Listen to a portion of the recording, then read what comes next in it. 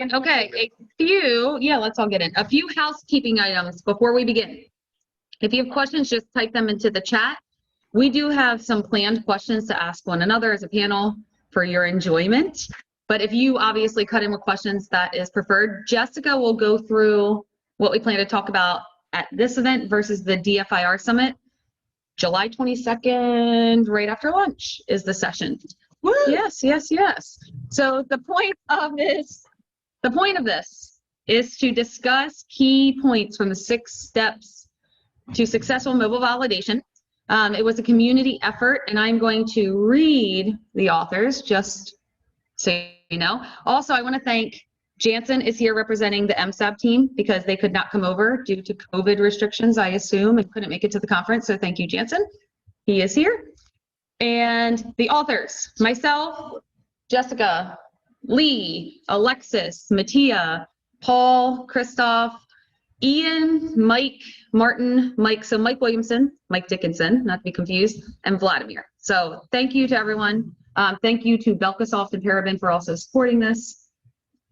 That's my introduction. Go ahead, Jen. Awesome. So for anyone who's seen the paper, there are 6 steps that we talk about. So the first one's determining all the possible methods for mobile extraction. And then in the paper, we go into processing the data in more than one tool, which is why you probably are seeing representatives from all your favorite vendors here. And then we go into the real part, which is deep diving forensics beyond what the tools are parsing. And then the crux, validation, which is what we all love. Then, of course, sharing our findings, and then finally education. So those are really the 6 steps that were covered in the paper. Tonight, though, it would take us a week to go through all of those. And tonight we have this fabulous group of the authors of the paper together to really dig into that first step of what we need to do to get all of the possible acquisitions. At the D4 Summit, as mentioned, we're going to deep dive the validation portion. I would expect that this group is going to come up with more content to cover the other 4 pieces throughout the year, so keep your eyes out. And so with that, we'll kick it over to Lee to go ahead and start the panel questions. Fantastic. Well, thanks for the intro. So obviously being included and being able to participate in this and, as a group, as a community, it's been pretty awesome, especially with the people that are involved in it. Being the old guy, super old, but obviously, in reading it and going through it and documenting it, there's a big law enforcement focus, but really all this, you can go completely across the gamut and trying to, really as part of the acquisition, I think it's super important. So, in looking at one of the questions, obviously, that I'm going to pose to people, because I think it's important, not just on the law enforcement side but if you start talking about, how do you, or should you, or when should you, or what should you do about documentation, right? And so, I'll kind of push it off to the panel, whoever wants to speak first, is kind of talk about, what are the specific things that you guys, want to tell people to make sure that you document as part of, the initial steps, maybe prior to an acquisition? Are there things, or are you just like, yeah, whatever, let's just do it? Should I call on you, Alexis? Yeah, okay, you go first. Yeah, so the thing with documentation and especially in the initial steps is that it starts even before you actually turn on the device, right? Where was the device located? Next to what things? Were things relevant around that device? Was the device plugged in when you found it? What state? Was it locked, unlocked? You haven't touched the device, but you're documenting things about the device, about the environment, and who found it? And was anybody else there when they found it, right? All those things are important even before you start actually putting hands on the device. Yeah, so if we talk about it, let me just ask something really quick. So how is the state of the device important as part of that documentation? For example, I mentioned is it plugged in, right? That's something that you can visually see, but then you can corroborate by looking at certain artifacts on that device, right? Within the device. And then it informs your timeline. Yeah, we found it plugged in. This is consistent with what we're seeing when we got to the location. Therefore, it's also consistent when our artifacts tell us that it was plugged in, for example. It's just one example of how where it's located will inform your understanding of the things you find within the device when you look at it afterwards? I would say that once you've already seen the device, one of the things you can do is if you can identify the make and model off the back. Mhm. So for example, if there's an FCC ID written on it, or you're able to visually identify the device, is now you can already start your research about the methodologies available for that device, what your exploits might be, how much storage is on the device, because you can always jump into things like GSM Arena, Phone Scoop at this point, and actually just get to start to know the device before you even take any other steps, or even looking at possible previous acquisitions you've done on similar devices. I was going to mention the emergence of pattern of life data actually ties into this, because we talk about the importance of things like, was it plugged in or not? I mean, that can be way more significant these days because we have that level of precision with our ability to parse those databases. The second thing I wanted to mention is, the more I did forensic reports, for me, taking photographs became the best possible thing. I mean, I suppose videos may be even better, but for me, having those photographs to go back to, because let's face it, having those extremely verbose notes is not always possible. Sometimes things happen fast on those phones and you need to be ready for it.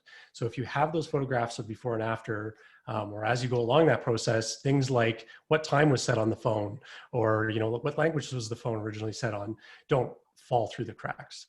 And also in that documentation, if you're denoting the unlock lock state, and if the device is plugged in, and you can recover that from the databases, you can now corroborate the actual timestamps associated with that and be able to associate what Mike was just saying in terms of the timestamp associated on the device. Another thing to kind of consider, to kind of piggyback off what Mike was saying, is that depending what type of legal justification you have, whether you're on the law enforcement side or the private enterprise, your search warrant might stop at a certain point that, you have access to data to X amount of time. Well, by the time it gets to your hands, by the time this device gets turned off, there's 12 more messages that come in. Well, are you really legally allowed to be entitled to have those messages? So it's kind of hard to, taking the pictures and documenting it that way is probably the best route to go, because again, pictures says it's 1,000 words. Also, another thing to consider as well is the state that iOS devices and the Android device, keeping devices on, and it becomes crucial in getting access to some of this data, which is probably going to spin into the next question that's going to be asked. Exactly. Yeah, so there's a good question coming in really quickly, and it's, how can one validate the process when using black boxes in quotes? How can the result from an acquisition be challenged in court when the process is closed and non-transparent? So I'll go ahead and jump in on that one. I mean, I'm blatantly wearing a shirt that says Grayshift on it. I feel like it. I kind of have to. I mean, I do not represent Grayshift. I don't work on them. So there are black boxes out there that do acquisition, quote unquote. And what that means is we've got acquisitions happening where a device is plugged in and maybe the methods are proprietary. This is happening with a variety of tools. This can happen with everything from a bootloader method to potentially premium to even sending devices off for exploit. The way in which you can truly validate this is by using test devices with known data, running them through an identical process and validating that your results are as expected and that the data is what it should be. When you can demonstrate that running a test device through that same black box methodology produces known results and validation, you're then assured that your results in your exam are true to be from the device. And also looking at the data to see if it makes sense. Absolutely. Does it show the home address of where the phone was seized? Does it show you data that you know to be accurate based on everything else you already know from the investigation? Right, that's such a good point, right? Like the real world applications. So in terms of like the device handling as we're approaching this device, what do you guys think about in terms of, I mean, Alexis spoke a little bit about state of the device, but if the device is on or off, is that going to affect the way you're going to acquire it and handle the device? You want to answer, Jansen? Can you all hear Jansen? No. My experience with a lot of time was start with some more. If you could hear from a law enforcement, one I think that is very important is for lab examiners and stuff like that to train officers as well as to bag time levels, because that helps with the preservation. Hey, I've identified visual multiple, but different types of experiment out of the visual evidence. How do I treat those? How do I bag and tag? How do I photograph? How do I recognize the state that they're in? This goes all the way back to the documentation required. The state should be based on legal policy of whatever jurisdiction you're working. Can you come closer? They So, can really so let me go back onto the law enforcement side of it, because we kind of jumped ahead to actually really acquisition and how the device state is. But I think the important, especially what Jansen's bringing up, is exactly one, how did I arrive to that, right? We start talking about documentation. How did I get to it? Is there a search warrant in place? Is there some sort of paperwork, right? The chain of custody is extremely important, right? Because you might do everything that you think on the acquisition side, fantastic. But if the data and evidence was obviously acquired, you're going to lose it all, right? So you have to think, definitely as part of that, if that's what you're getting to, Jansen, is kind of understanding really the documentation side of it and understanding how did we get to this point prior to acquisition. What I love about what Jansen said was the focus on educating the people who are going to be on the scene. Yeah, education in any aspect of digital presence must be continuous. Yeah, absolutely. That is something that a lot of programs, a lot of agencies, I'm not focused on. A lot of agencies with branches and kind of some of them to buy stuff that I don't use for several years. So I'm not just unique. How about you? Since when does Jansen have stage fright? Come on up, Jansen. I didn't come up. His beard looks better than mine, so. Jansen. Come up here and answer. So, And also, one other thing I want you to answer. I would like someone else to answer this, or anyone, but what about physical evidence? What if there are bullets through the phone or blood on it? How does that rank in the order? Jansen, come in here. Hold on. It already looks better right now. Yes. So my name's Jansen. I work for the MSAB. They also call me Fat Keanu or Chubby John Wick. Yep. That's true. That is true. I told you. Yeah. Once you see it, you can't unsee it. So from a law enforcement standpoint, guys, be serious. From a law enforcement standpoint, it's very important to train your officers that are going out on shift for bag and tag and things like that. That helps preserve your evidence. That helps preserve chain of custody. It also helps educate to know what they're going to see on scene. So many times officers don't realize that, that digital picture frame you bought grandma can hold any type of digital evidence. I need to have that. And then, as Jessica alluded to and actually stated quite eloquently, I might add, is that when it comes to preserving or identifying, hey, we're working with white boxes and stuff like that, hashes are legit mathematical algorithms that prove that the original and the copy are mathematically provable to be exactly the same. Yeah, no, 100%.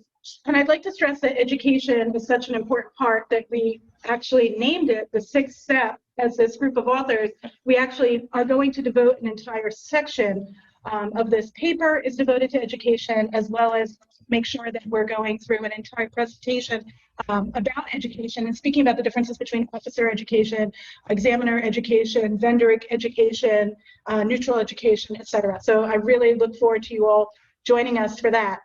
Let's dig into a really hard issue here, which is in terms of the device date, which we've alluded to for a couple of times, how does that affect extractions? I mean, let's dig into AFU versus BFU. Let's dig into if it's on or if it's off. Does anybody want to speak to that? Where we choose and say it depends. Yeah.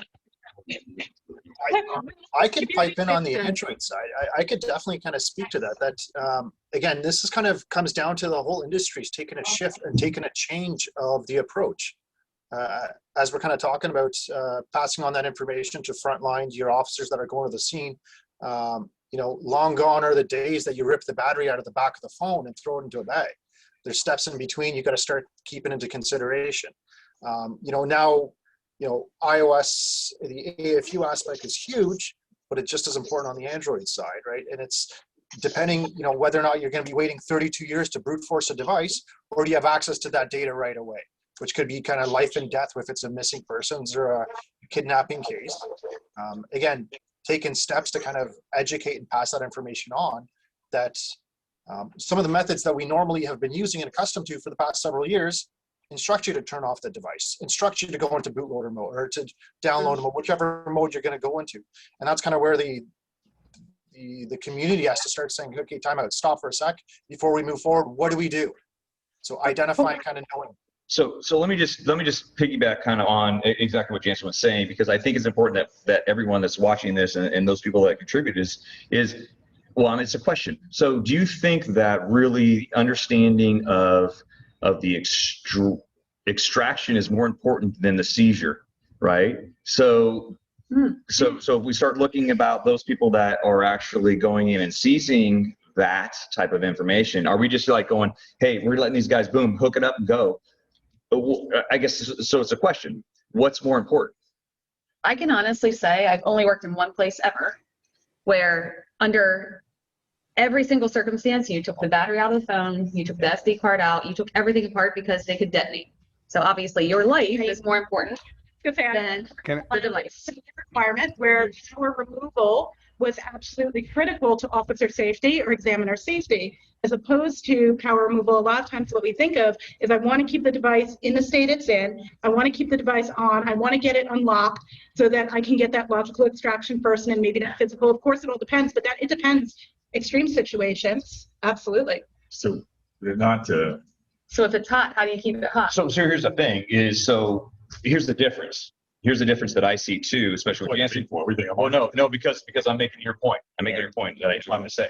Your point is that a lot of it we're on the acquisition side of it, right? If you look at those people that first seizing it, what do they do? Are they educated on doing it? So that's why I'm going to speak to this and then give it obviously to the panelists. Where's the education that we have for those people that are first on scene that are not going to be acquiring data?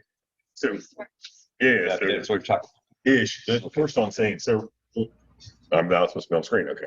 All right. We'll be filming a beard commercial later. Maybe do Per Plus shampoo or something like that. Right. All right. So and honestly, so much in digital forensics, I think that education becomes a key. So first off, you know what tools you're using and you know what the exploits that you're using for the tools. Because a different tool may use a different AFU or BFU exploit. So you need to know that, like hands down, right? So you can't expect your control to know how to handle that, right? So there has to be if you see this type of device and it's a critical case, so there needs to be like, okay, if it's, your run-of-the-mill busted Johnny Narco, right? Maybe it's not that big of a deal, but if you're working a kidnap case or something like that, that comes priority. You've got to have an alert back to the forensics lab to say, hey, what do you guys have? Well, we're rocking X device, and X device handles AFU better than handles BFU, or handles BFU better than AFU. So you need to know that and be able to educate and say, okay, this is what you need to do before seeing.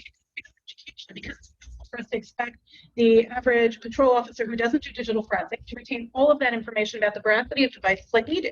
I think what really comes down to there is what you said, which is the open line of communication between the people who are doing the seizure, the people who are doing the acquisition, the people who are doing the examination. In some labs, that's one person. But in other labs, that's 3 separate individuals. Oh. And depending on depth and location, right? Yeah. Law enforcement Mississippi, yeah, it was like it was Billy Joe, it was Bobby Joe, and that was it, man. It was me and Amy Lynn. That's who it was. Yeah. And collaboration is really important from a knowledge sharing perspective. And there's something else that Paul brought up, which is really the ever-changing nature of SOPs. Like, we have to re-examine, because everything changes, standard operating procedures at regular intervals. If we're relying, as you guys were talking about, on the days when we used to pull the batteries out of the phone, that's a problem. So maybe we should kick it on to this other question that kind of goes to how processes have changed. How are you guys handling external components like UICCs or SIMs, SD cards, et cetera, in terms of processing? Go ahead, Christoph. This is all you. Go right. I like that mustache. The SIM card question is for me. As for the leave the device on or off question, it may depend because if you remove the SIM card, it may disconnect the account on the device. So it's better not to remove the SIM card from the device to do the first extraction. And after, if you have the opportunity to switch off the device depending on the condition, it may be a good idea to remove the SIM card and the SD card from the device and to do a separate extraction from the SIM card and the SD card, because, for example, when you change the SIM in burner phones, you can find residual messages in the SIM card that are not in the phone. So it's always good to make a second extraction from the SIM and the SD outside of the phone. It's such a good point too, because so much of this actually still depends on the device, right? Because there are models of iPhone where if you extract the SIM card while it's in a locked state, it disables biometrics. And how many people are aware of that? We're doing a seizure in the field. So that SOP, again, being evolved to that is really good. Yeah, pointing because it was a really great point about the education in the field. And then SD cards, right? Like the difference between adoptable storage versus portable storage. Because if it's portable storage, sure, pull it out and read an external SD card reader. But if it's adoptable storage and you don't read it through the device, it's encrypted. It's no good. I mean, if we take it down just a step further, is if you're going to go and do an extraction and say an agent extraction, that obviously all tools do, if you're removing that SD card and you're putting your own SD card and running that, you know, you're going to get some fantastic artifacts on, say, an Android device that are going to be completely blank. There, you would not be able to have any of the data. Obviously, you take in the storage areas that have and reference it within the database, but you get some great metadata, but actually no file. So, I mean, there's some things, exactly what Christoph has said, is that, you know, there's the certain process of how you're going to do it. You might have to do it a second way, right? That as part of it. So I guess that's a question to you guys. I mean, again, as Keanu keeps saying, it has to do with yes, yeah. It has everything to do about it depends. So I guess to the panel or to you guys, I mean, is there a standardization? Yeah, I think eventually, You're no matter, I'm not. You guys. I shut him up for a second. Hello. There you go. I was about to agree with you. Super awesome mustache guy. But also, it's not a one-size-fits-all process, because one time the oxygen agent saved my life from a long photographic session on the device because the USB port was broken. So in that case, the only solution was to put the agent on an SD card and do the extraction through the SD card and with the agent. So you always have to adapt depending on the situation. Yeah, exactly. I think that is. And trying to understand, I mean, doing it twice, do it once, doing it 3 times. I think that's a lady. Yeah, that's it. That is the song. I know. That's what I do. So, I know we do. We do. Yeah, I really feel like that. Yeah. That's what like. Can I? I think the moral of the story, and I think you guys nailed it, is you need to. It depends, and you need to find a way to do everything together, everything separate, and whether that happens before or after, that's based on what the device you're using, the tool you're using, the exploit you're using, and that's kind of what it breaks down to. You can go. What were you going to say? There you go. Yeah. Hello. First of all, it's quite late here in Italy. It's almost 1:00 a.m. So I hope I'm not saying stupid things. So I want to bring the point of view of a court expert. So I'm a user of all of your tools. So, and I love all of them, you know. And what I want to say that it's the most important thing for a court expert is to understand how things work. You need to know what's an operating system is, how Android and iOS works, what you should expect from an acquisition, how data is organized, what is file-based encryption and full disk encryption. And you have to be able to explain this, not to a judge, also to a judge, but the judge wants to understand if you have the knowledge. I mean, are you saying, I saw in my life in court, people not expert at all. Not expert but not in law enforcement, it's also in the private sector. People just using tools, but they do not have any idea of what they were doing. If you speak with them about file system, they don't know what a file system is. If you try to explain them, if you do an acquisition of an Android device and you do a physical acquisition, you should expect this partitioning and this data there. And if you cannot get a physical, what you can really obtain, what's the best acquisition you can obtain. It's not a matter of explaining the details of the exploit, but you have to know what a bootloader is. Then there is something doing behind that. That's a proprietary thing. There is people paying for that, and I don't want to know your secrets. I want to use your tool, and I trust you. And I trust you because you built, all of you built your trust during time. And it's not easy. If you want to get into this market, it's not like, I don't want to say any brand, but it's not like to build a better drink, okay? You need to build something more. You need to have, we had just the last thing, the case of today of the FBI, of the Anon, that's exactly building the trust. I would love to see a movie about this story. That's exactly building the trust. And building the trust is not just because you have a good brand or you have a good marketing. You have all of that. But first you build a trust during years. And that's not easy. And I trust you. And what I suggest to people is try to understand what is behind and trust them. If you know what is behind, you can also verify them. I can check you. Sometimes I send to all of you, there is a mistake here. There is something not working here. And that can be done only after spending a lot of time using your tools with proficiency, providing good results and helping people. So that's my goal, helping people, helping the justice. And I need all of you. So go on, we need to go on. That's the spirit behind this document. That's Mattia, why we talked about this before, and I talked about it with Jess. It is our job, not just us, but all of you. And I wear many hats. I wear a Sans hat, I wear a Celebrate hat.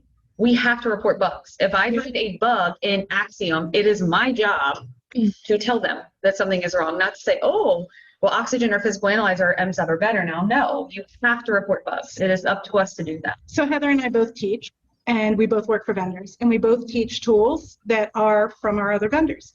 We use them in the classrooms, and we both give objectives, and we 1000% let each other know privately, professionally when we find bugs, and that's absolutely critical. And it's critical that customers share that information as well. And I think that Mattia's point about trust but verify, as it was so eloquently mentioned by Jansen here, is really the key, is that validation part, which I'm really looking forward to and digging into in the summit. I would love to hear from Alexis and John on their thoughts about why you would use, or what the purpose is to maybe using multiple tools for extraction.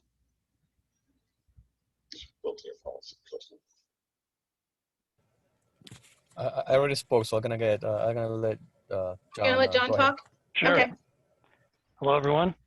30 years in law enforcement, you never really get that background out of your way of thinking. But going into eDiscovery, it was quite an enlightening experience for me with, just the way, we handle things, and some of the things that we encounter on the front end. We talked about this earlier, just about before the extraction ever begins, just knowing what it is you're actually going after. And in the eDiscovery forensics type role, it comes down to what the client needs.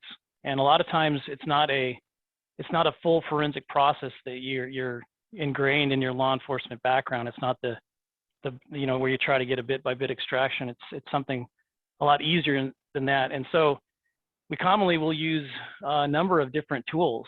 And some of these are very inexpensive tools. Some of them are free. There's a lot of iPhone, iTunes, and iCloud extraction results where we're mailing an encrypted PIN pad to a client, and they're actually performing the extraction when we remote into their machine. But one of the things that that holds true, and it goes back to court, and everybody's kind of touched on this a little bit, is just the process of, it's not the tool that makes the exam, it's the examiner himself. And there's a lot of bright people here, and I worked for Lee a long time ago, and hello, Lee. And so, you know, there's a lot of different things we put into this document, but you can't really do this job, whether it's in law enforcement or eDiscovery or corporate, without going to a number of different tools, because it's just when you think you've got something figured out, it changes on you. So, you know, I think that the eDiscovery world is a completely different animal, and it kind of makes you cringe a little bit, but sometimes the way they collect things. But when it comes down to it, if you can validate your process and you can explain in court the way in which you validated your tool, and a lot of times it is an open source, or it's something that even the client's using. We have a lot of different clients that use these tools, and what we do is we'll actually get the tool ourselves and try to replicate what it is they're actually doing with the collection part of it. But it really hasn't changed in the sense of having that Swiss Army knife when it comes to the corporate side of this. That's kind of my 2 cents on that. Hey, go MFI training, right? So John, you made a huge point, right? It comes down to obviously multiple tools. Make sure that you go and you use that stuff. And validating is great, but your point that you made about it's not necessarily the tool, but it comes down to the examination. So again, I like to give questions to find some answers. Are people, I mean, are we shifting that way? Because I know for a long time it's really become singular on this are the results based upon utilizing this type of tool. Are people coming down really and saying, hey, I have the validation side of it, but am I taking the time to become an actual examiner where I can go in and look for, if someone asks me, this is where the data came from relative to whatever tool you're using. I mean, what do you guys as a panel, I mean, we're trying to, and that's, I think, as part of the community project, is really trying to make people understand and to say, this is what we need to do as a community. I mean, are we seeing progress that way? I want to jump in on that because I develop tools, you know, scripting tools, they're open source, and it's a different side of dealing only with paid, you know, binaries that you cannot look into type of setting, right? And not too long ago, Heather said, hey, Briggs, can you make a video that shows people how to run Python scripts? And I said, oh, okay, you know, a few people might be interested. It's the most watched video on my YouTube channel. It's been ridiculous. In your extra time, right? Yeah. But he did it in like 5 minutes. Yeah. I'm not kidding. It was already in progress. Well, I mean, it's something that I'm really passionate about. And I was really, I mean, not surprised, but encouraged by the community, especially the examiner communities. We want to learn Python, as an example, or different methods of taking that data, validating it ourselves, because that leads to understanding of it. I want to make a couple of comments, took some notes here, kind of underline quickly what Matthias said. This is underlying knowledge that examiners need to have, because what's being standardized is the process, hence, you know, our 6 steps. But the application of that process will depend on the device. I'm trying to get into cars now, so it'll be different, that application, but the process is standardized, those steps, and the knowledge needs to be there, right? And in regards to multiple tools, I do open source tools because some of the paid tools, and it's no disrespect, there's the reasons for it, right? I cannot iterate as quickly as I would like with a paid tool, right? I have the liberty based on that underlying knowledge that Mattia was talking to be able to do those things as my paid tools, my vendors, which I love, all of you, catch up to it, if that makes sense, right? Obviously the cross-checking, and an examiner that's able to look at the artifacts themselves and have that understanding, you got that trust that Mattia was talking about. It's also forged by the vendors, but also by yourself using your underlying knowledge and presenting it at court. I think Mattia spoke to all that. And lastly, at least for me, is I have a particular purpose with my tool. My tool might want to triage something, or maybe I'm looking for just one specific artifact and I don't need to run, you know, this humongous process. So I can do that by hand, validate it with other tools, and then, you know, get results and get that knowledge and that trust that comes through actual practice of doing it. Alexis, I love that point, and it actually echoes on something John said that I want to ask to the panel. So you just spoke to using a tool for a specific point and knowing what my need is in terms of acquisition analysis, and John spoke a lot to the differences between what he experienced as a law enforcement examiner for 30 years and then going to a corporate examiner. If anybody wants to know everything there is to know about acquisitions, check out John Bair's book. But my question to the group as a whole is, where do you guys see, as John had alluded, that not everything is a full acquisition, where do you see the future going in terms of types of acquisitions, in terms of targeted or the need for not full acquisitions? Do you think full acquisitions are always the way to go? Do you see a purpose for just getting logical extractions or targeted extractions of certain artifacts, et cetera? Oh, and if I can answer the eDiscovery part of that, this COVID thing has really switched the gears. You know, this company I work for actually did quite well during COVID. And the reason being is that it's remote ability to do collections. And I see it from the perspective of the impact it has on the clients. You know, these are attorneys that are hiring for Fortune 500 companies, and they want to be able to have this small impact on their custodian. They don't want to give up the phone. They don't want to give up the laptop. So this remote ability seems to me it's not going to go away. And so you have to find a way to leverage that. You know, all these attorneys, I have common weekly meetings with attorneys. Why am I not getting deleted data anymore? What are these recent logs? You know, that's probably the number one conversation I have is what's the recent log. So they're getting artifacts that they can obtain either through a cloud extraction or a remote collection. And even with Oxygen, using an Oxygen agent and going in and doing a remote session and saving it out, bringing it back to the lab and then parsing it using the Oxygen. There's ways around this. I see that part of it just not stopping. It accelerated during COVID. And so for that part of it, that's where I see it going. I don't see that changing too much for law enforcement because it's still the boots on the ground kind of scenario for them. I think even just from my side, from speaking with customers through COVID time, it sounds like the caseload has gone up and up and up and up. That you know, some agencies have thousands of cases in the backlog. How do you prevent that? How do you mitigate that? You know, if you could cut a third of that, half of that out, because I need one message, I need one picture, I need this. I think this is kind of the future at a certain point that we're not going to be, you know, there's not a need to do a full forensic analysis on absolutely every single device. Of course, there still will be, but not for every single case. Yeah, certainly case dependent. That's the key, right? Yeah. And it comes back to knowing what the client needs. The client comes to us and says, we only need SMS, MMS, and chats. Why do we need to do a full physical on that when we could just get that logically? And they're not looking for deleted or any other artifact. It's gonna take a deep dive. It's gonna save them money by doing a targeted analysis on it anyway.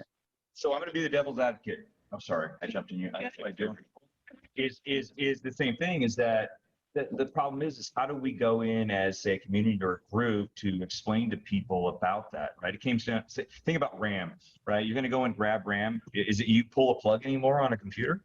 You know, I mean, do you do any of that? So how do we kind of transition people to think, you know, and changing their mindset and how to acquire? Because I 100% agree with you and looking at, and I like a triage approach of, because it depends upon what you're doing, right?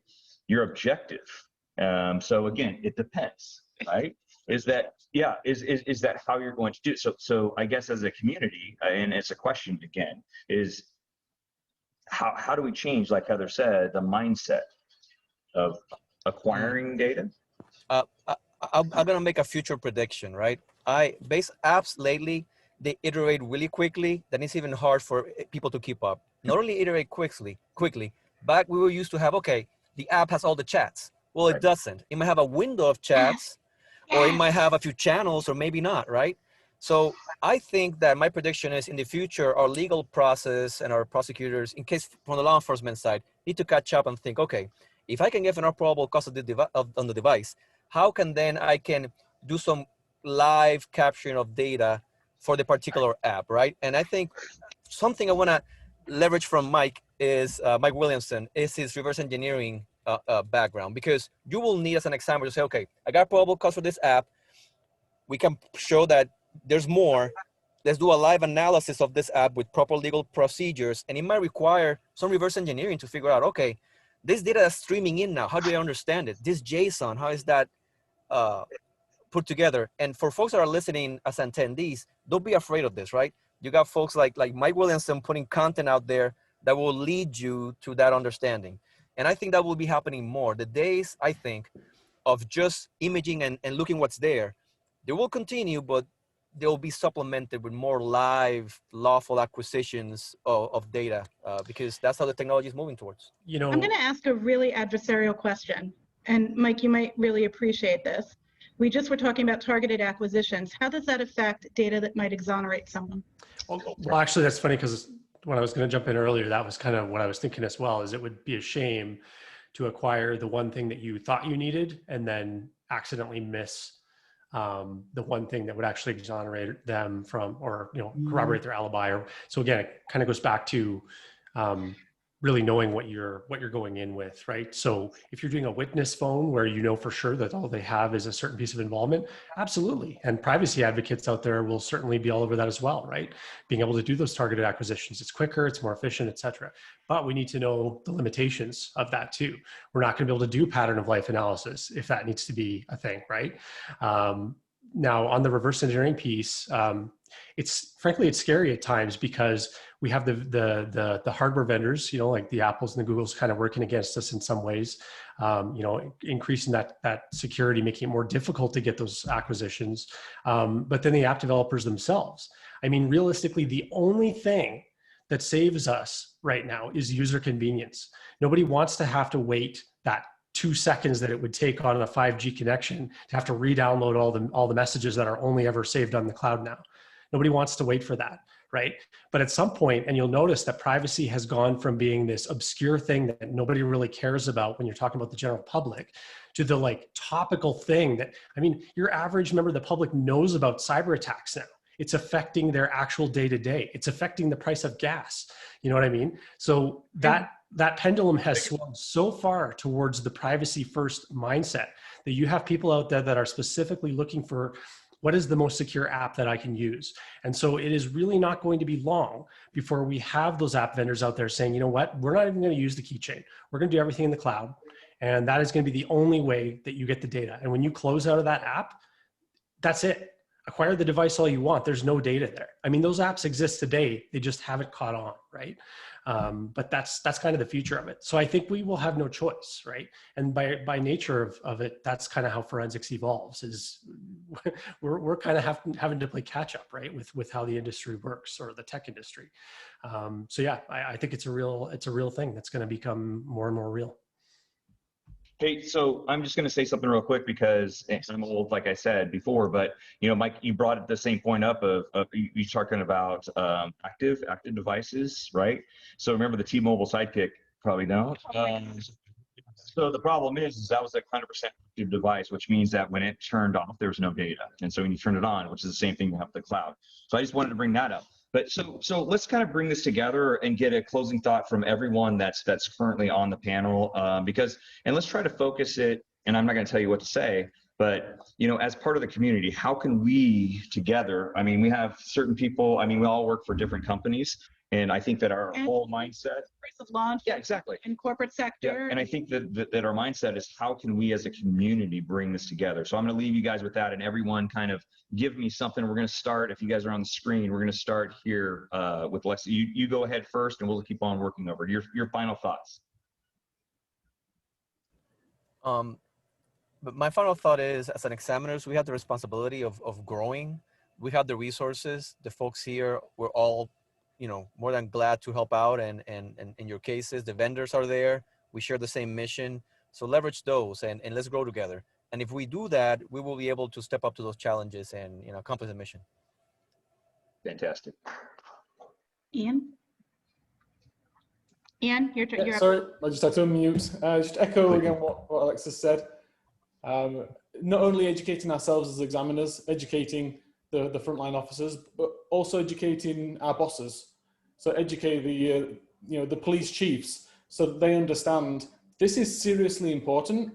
Things will go wrong if you don't have the right people and the right tools to get to that data. Excellent. John.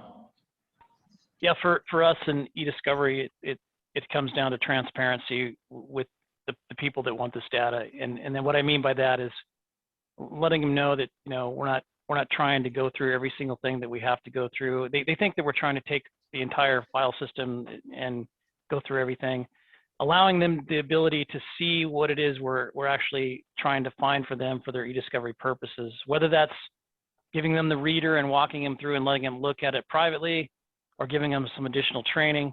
But I think there has to be some transparency when it comes to what it is we're doing. We're not using a magic wand and trying to violate someone's rights here. We're just trying to get exactly what they need. Mike? As examiners, especially if you're just starting in the field, there's going to come a day when you're going to be faced with a bug in software or an unsupported artifact or something like that. And it's going to be really intimidating to think to yourself, I'm not one of these people that sat on the panel and I don't have the skills to make that stuff happen. But you can get those skills, right? And whether you decide to pursue that unknown artifact or whatnot really could make a massive, massive impact on your career trajectory. And I promise you that it may be frustrating at times, but at the end of the day, you will always come away with more knowledge. And so I really encourage you to pursue that knowledge, to validate your results in your forensics reports, because there's nothing worse than the feeling of somebody going to jail when you just didn't feel like making sure that particular thing was accurate. So validate your results, pursue that unknown data, and yeah, best of luck. Awesome. Good stuff. Okay, and mobile is a very fragmented market, so I think it's good when you are close one another, but also all your software have their own strengths. So it's good also to pursue separate ways to be able to get some creatine. Sorry, to be able to have a specific artifacts taken from your software. So now we are able to extract Huawei mobile phone, Samsung phones due to all your different strengths. So don't be too close one another to keep us the ability to extract all these different artifacts. Awesome. Anne? Right. I'm so evil. Mattia. Yeah. I would say like a title of one of my presentations, build your own methodology. So based on the tools you have, based on your skills, based on your limits. So first of all, know your limits. And so based on all of that, try to do the best thing possible and avoid to make mistake. Avoid, if you don't know how to do something, ask. And ask, there is a lot of support, as Alexis was saying. And also, if you do not have all of these tools, know what you can do with the tools you have. Know that there are a lot of, especially for analysis, a lot of open source tools. Alexis, I love your project and I'm one of the supporter. And I love all of these things because all of these things helps also commercial tools. So if you do not have a tool available for you, like Mike was saying, try to improve your skills and try to do it manually.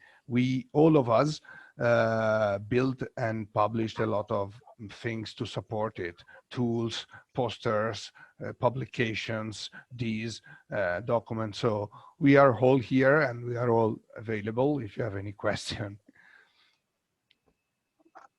Paul, I think you're gonna close us out. Yeah, I'll close us up. I think to capture what everyone's saying, I think the biggest thing that everyone has to kind of walk, at least in my view in this, to walk away, that we all have a responsibility to take this knowledge and pass this knowledge on, whether it's to other people, to junior people joining the group. Be a mentor. Don't be afraid. Someone's been in your shoes. Someone's been in that space that you're, as Mike was saying, that sometimes you're overwhelmed. You're like, what am I doing here? Everyone's been there. Don't be afraid to reach out, but you have a responsibility as an examiner. You relied as that expert to pass that knowledge on. And again, you know, everyone's here to help, and that's how the community grows. So, hey, Derek, we've got Derek Donnelly here, former Black Bag, now Celebrate. He's just going to share his little closing thought real quick. I just want to add one piece. I imagine how many times you've been in you've examined devices, and how many times you said, I wish they had asked this question when it was seized, right? And I think this panel and all these people should come up with those questions, right? So that potentially it can be given to a police officer, a frontline person, or someone who sees this. And the other thing on documentation, there's so much documentation that has to happen about the environment around that device for origination and attribution, right? Because things like what Wi-Fi was connected, what other devices were in the house, things like that. Where was it in the house? Anyways, it was my 2 minutes. Absolutely. Thank you so much. Thank you, Derek. I would like to say that my thought is one of the ways that we're going to change this field going forward, as was asked by Lee, is by exactly what's happening right now, which is all these vendors and practitioners in both law enforcement and corporate, and all of you listening, coming together to come together as a community and write documents like this, get involved in projects like 4Mobile, SWIG-DE, the public commentations of public projects, as well as documents like this. And I just want to give a big shout out to Heather for bringing everyone together to do this and to write this paper together and to share this information together and to bring this panel together, because all of us coming together, I think, is something unique that hasn't happened before and is so valuable to the community. So, and all of you coming together with us and sharing your thoughts. So thanks, Heather, and thank you, all of you. Okay.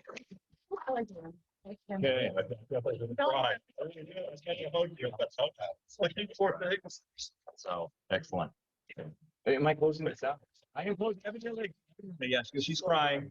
I am going to close this out. So obviously one of the things, obviously when Heather and when we put the stuff together, one of the things that I thought, oh, I did. You're crying. Is really, taking this to somewhere that, obviously we should, is that everyone working together, right, in the community. And we haven't had that, right? It's true. We haven't had that. So I'll be the first one to say that. And I think that it's moving in a direction that's pretty fantastic. So thank you. Thank everyone that wants to be part of it. And trust but verify. And hold on, remember. We'll see you on July 22nd. Remember. And July. Hold on, sorry. Oh, we could over. Remember, Keanu. It depends. Yes, exactly. Yeah, it depends. And when's the summit? July 22nd. July 22nd. And it's free for everyone. So register. There's no excuse not to join. Lots of great talks. Awesome. Bye all. Bye. Thank you. Bye. Thank you, guys. Thank you all. Good night. Good night. Good night. Night. Good night. Good evening. Exactly. Good drinks. You're like, don't invite Keanu back.